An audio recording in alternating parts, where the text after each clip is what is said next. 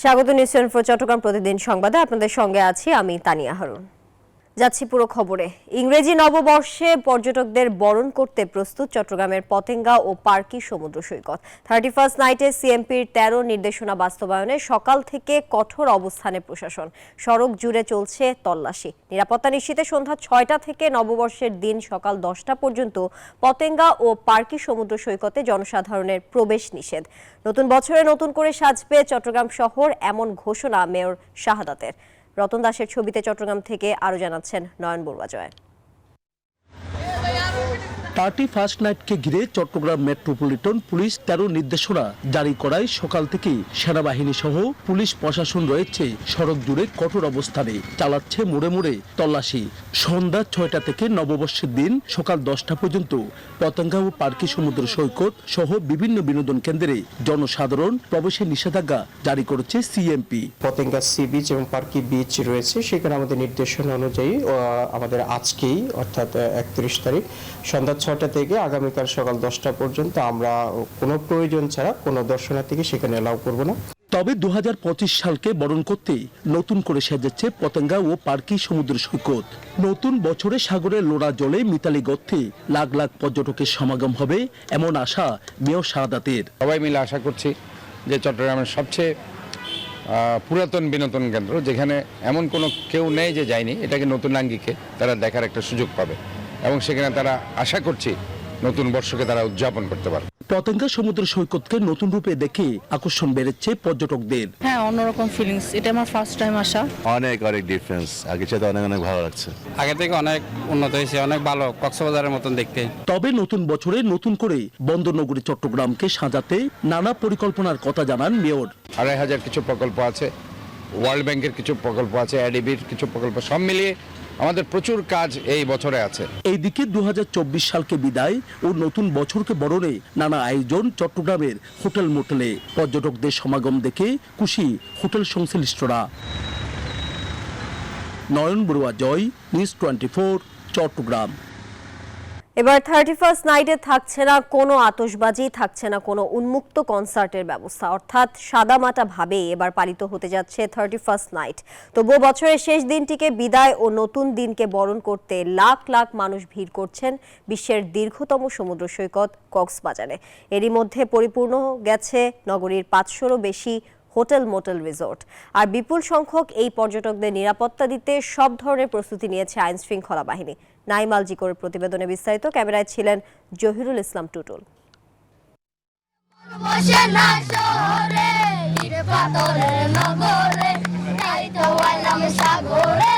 2024কে বিদায় ও 25 সালকে বরণ করতে বিশ্বের দীর্ঘতম সমুদ্র সৈকত কক্সবাজারে পর্যটকদের উপচে পড়া ভিড়। বছরের শেষ এই দিনটিতে বিশাল এই জলরাশির মাঝে হারিয়ে যেতে দেখা যায় ঘুরতে আসা মানুষগুলোকে। মানুষের এই ভিড়ের মাঝে নিজ স্ত্রী সন্তানকে নিয়ে ঘুরতে এসেছেন সিরাজুল ইসলাম। বলেন, সারা বছর পরিবারকে সময় দিতে না পারলেও এই দুটি দিন পরিবার নিয়েই সময় কাটান। ফ্যামিলির সাথে সময় দিতে পারছি, এটা খুবই ভালো লাগছে। আর কক্সবাজার আসলে অনেক বড়, যেহেতু এটা বিশ্বের সবচেয়ে বড় সমুদ্র সৈকত, তো এটা অবশ্যই ভালো লাগার জায়গা। তবে বছরের এই শেষ দিনটিতে সমুদ্র সৈকতে থাকছে না উন্মুক্ত কনসার্ট কিংবা আতশবাজির ঝলকানি।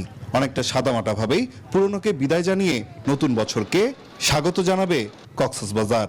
আর এর মাঝেই দিনটিকে স্মরণীয় করে রাখতে সৈকতে উপস্থিত হয়েছেন দেশের বিভিন্ন প্রান্তের পর্যটকেরা। তো ফ্যামিলি নিয়ে আসছি, আসার পরে এখানে মানুষের এতই আগমন যে আসলে মনটা জুড়াই গেল। কাছে খুবই ভালো লাগছে, এখান থেকে তো যেতে ইচ্ছা করছে না। কক্সবাজার হোটেল মালিক সমিতির তথ্য মতে এরই মধ্যে নগরীর 500রও বেশি হোটেল মোটেল ও রিসোর্ট সম্পূর্ণভাবে বুকিং হয়েছে। আর পুলিশ বলছে বছরের শেষ দিনটিতে পর্যটকদের নিরাপত্তায় সম্পূর্ণরূপে প্রস্তুত তারা। গুরুত্বপূর্ণ প্রত্যেকটা পয়েন্টে পিকেট, চেকপোস্ট, টহল, মোবাইল টিম, হুন্ডা পেট্রোল এগুলো আছে এবং আমাদের সিনিয়র অফিসাররা আমরাও মাঠে আছি। উন্মুক্ত জায়গায় কনসার্ট বা সাংস্কৃতিক অনুষ্ঠান না হলেও নিজেদের বিশেষ ব্যবস্থাপনায় 31st নাইট ঘিরে সীমিত পরিসরে আয়োজন করেছে কক্সবাজারের তারকামানের হোটেলগুলো। নিজেদের সকল দুঃখ কষ্ট গ্লানি বিশাল এই জলরাশিতে বিসর্জন দিয়ে নতুন বছরকে স্বাগত জানাতে কক্সবাজার সমুদ্র সৈকতে উপস্থিত হয়েছেন লাখ লাখ দর্শনার্থী। নতুন বছর প্রতিটি মানুষের জীবনে সুখ সমৃদ্ধি বয়ে নিয়ে আসবে, এমনটাই প্রত্যাশা সকলের। কক্সবাজার সমুদ্র সৈকত থেকে নাইম আলচিকো, নিউজ 24।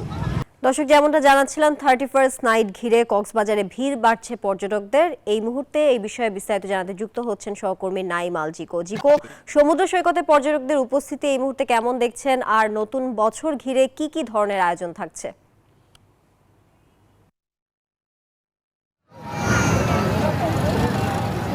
জি, যেমনটি আমার সহকর্মীরা বিকেলের দিকে জানাচ্ছিলেন যে লক্ষ লক্ষ মানুষ কিন্তু এই মুহূর্তে কক্সবাজার সমুদ্র সৈকতে এসে উপস্থিত হয়েছেন এবং যদি সেই বিষয়টি সন্ধ্যা হয়ে যাওয়ার কারণে, অন্ধকার হয়ে যাওয়ার কারণে এই মানুষের যেই ঢল সেটি আসলে দেখানো সম্ভব না হলেও একটু বলে বোঝাতে চাই যে মানুষের ভিড়ের জন্য এত মানুষ এখানে এসেছে যে সমুদ্রের ঢেউ পর্যন্ত আসলে দেখা যাচ্ছে না। অর্থাৎ এত মানুষ এখানে এবার উপস্থিত হয়েছে এবং এখানে যারা ব্যবসায়ী রয়েছেন, ক্ষুদে ব্যবসায়ী রয়েছেন, তারা বলছেন যে গত বছরের তুলনায় এই বছর মানুষের পরিমাণ সব থেকে বেশি। এবং পাশাপাশি অনেকেই হোটেলের মালিক যারা বলছেন, অনেকেই আমরা দেখেছি অনেকে এই দিনটিকে শুধুমাত্র উদযাপন করার জন্য সারা রাত বিচে কাটাবেন এই উদ্দেশ্যে কিন্তু বহু মানুষ এখানে এসে উপস্থিত হয়েছেন এবং এখানেই তারা আজকে থেকে আগামীকাল সকালে চলে যাবেন। এছাড়াও কিন্তু অনেকেই এসেছিলেন দুদিনের জন্য, কিন্তু এখানে এসে এই সমুদ্রের মায়া ছাড়তে না পেরে তারা কিন্তু এখানেই রয়ে গেছেন এবং এই বছরের শেষ দিনটি এবং শুরুর দিনটি এখান থেকেই তারা উদযাপন করবেন এবং শুরুর দিনটি কিন্তু এখান থেকেই শুরু করবেন, এমনটি কিন্তু প্রত্যাশা নিয়ে কিন্তু তারা এখানে রয়ে গেছেন। এবং যদি বলি যে এখানকার যে বড় বড় তারকা হোটেলগুলো রয়েছে প্রত্যেকটি কিন্তু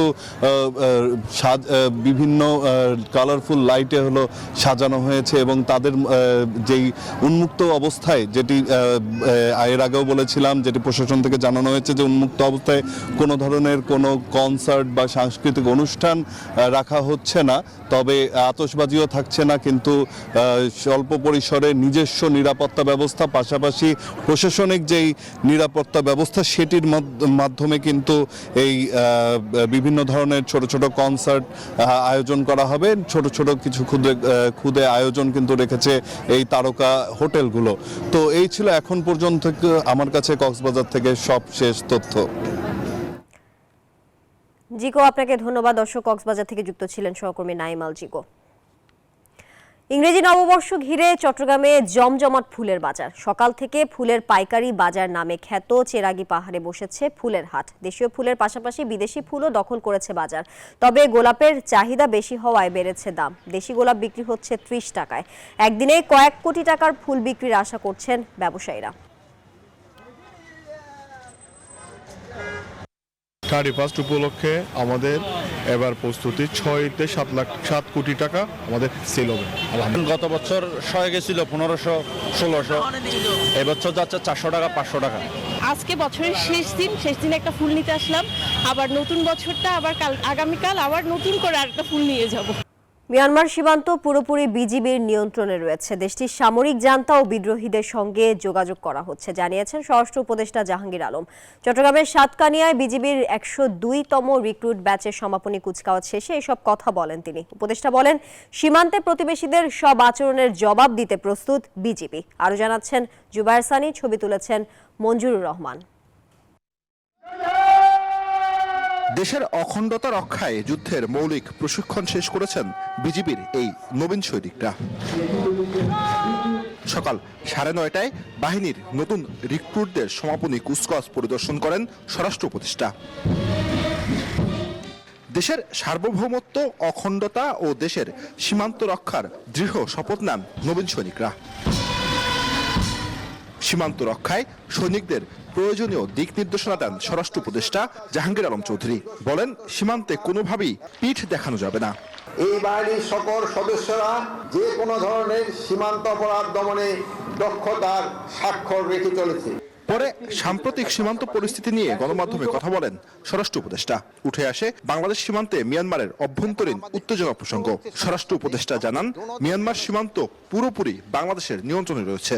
আমি গতকালই মিয়ানমার সীমান্ত ভিজিট করে আসছি। আমার সাথে বর্ডার গার্ড বাংলাদেশের মহাপরিচালকও ছিলেন। ওই ধরনের কোনো কিন্তু উত্তেজনা নেই। বর্ডার সম্পূর্ণ আমাদের নিয়ন্ত্রণে আছে। সীমান্তে ভারতের বাড়াবাড়ি প্রসঙ্গে উপদেষ্টা বলেন, ভারত যে আচরণ করবে বাংলাদেশ তার জবাব দেবে। বিজিবিকে অর্ডার করা হয়েছে তারা যেন কোনো সময় কোনো অবস্থায় পিঠ না দেখায়, বুকটা পিছনে দেখায়। কি হুঙ্কার দিচ্ছে এবং কি হুঙ্কার, তারাও কিন্তু কোনো যারা যে ধরনের হুঙ্কার দিচ্ছে আমরাও কিন্তু এর চেয়ে বেশি প্রতিউত্তর দিচ্ছি। ত্রিমাত্রিক এ বাহিনীর আরো আধুনিকায়নে নানা পদক্ষেপ চলমান আছে, জানান স্বরাষ্ট্র উপদেষ্টা ও বাহিনীর মহাপরিচালক। দেশের ৪,৫০০ কিলোমিটারের বেশি সীমান্ত সুরক্ষায় নতুন করে বাহিনীতে যুক্ত হলো এই ৬৯৫ জন নতুন সৈনিক। দেশের সার্বভৌমত্ব রক্ষা এবং সীমান্ত সুরক্ষায় তারা নিজেদের সর্বোচ্চ চেষ্টা করবেন বলে আশা করছেন সবাই। জুবায়ের সানি, নিউজ 24, সাতকানিয়া, চট্টগ্রাম। একটি অবাধ, সুষ্ঠু, নিরপেক্ষ ও গ্রহণযোগ্য নির্বাচন দিতে নির্বাচন কমিশন বদ্ধপরিকর বলে মন্তব্য করেছেন প্রধান নির্বাচন কমিশনার AMM নাসির উদ্দিন। বেলা 11টায় কুমিল্লা আঞ্চলিক নির্বাচন কার্যালয়ে কর্মকর্তাদের সাথে ভোটার তালিকা হালনাগাদ ও ত্রয়োদশ জাতীয় সংসদ নির্বাচন সংক্রান্ত মত বিনিময় সভায় তিনি এমন মন্তব্য করেন। বলেন, জাতীয় নির্বাচনকে সামনে রেখে কাজ করছে নির্বাচন কমিশন। নির্বাচন কবে হবে এমন প্রশ্নের জবাবে নির্বাচন কমিশনার জানান, সংস্কার কমিশনের রিপোর্টের পর নির্ভর করছে জাতীয় নির্বাচনের প্রস্তুতি।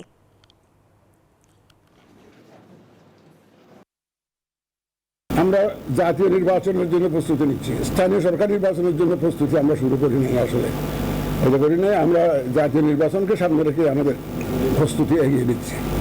সংস্কার কমিশনের রিপোর্টগুলো পেলে হয়তো একটা আন্দাজ করা যাবে যে কবে নাগাদ ইলেকশন হতে পারে। দর্শক, সচিবালয়ে আগুন কর্মকাণ্ড নিয়ে ব্রিফিং চলছে, আমরা যুক্ত যাচ্ছি সেখানে। নির্দেশ দিয়েছে করার জন্য।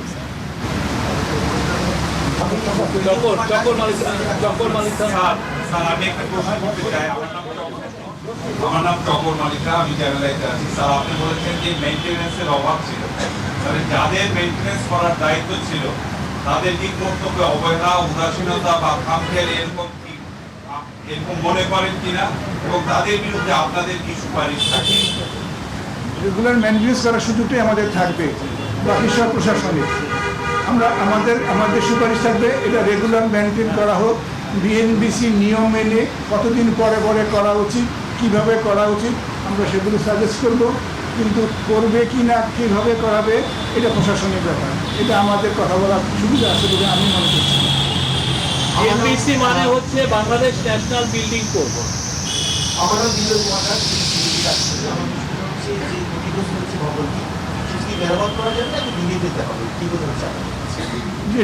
যেটুকু নষ্ট হয়েছে তা মেরামত যোগ্য, যেটুকু নষ্ট হয়েছে তা মেরামত যোগ্য।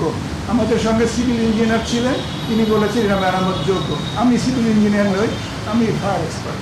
লাস্ট কোশ্চেন স্যার, আমার প্রশ্নটা হচ্ছে যে যেহেতু সচিবালয় রাষ্ট্রের খুবই গুরুত্বপূর্ণ জায়গা, এখানকার যে নথিগুলো সেগুলো খুবই গুরুত্বপূর্ণ। তো এই ক্ষেত্রে যে নথিগুলো পড়ে গিয়েছে বা নষ্ট হয়ে গেছে, এগুলোর ব্যাকআপ রয়েছে কিনা, এগুলোকে আবার ফিরিয়ে আনা? আমার কাছে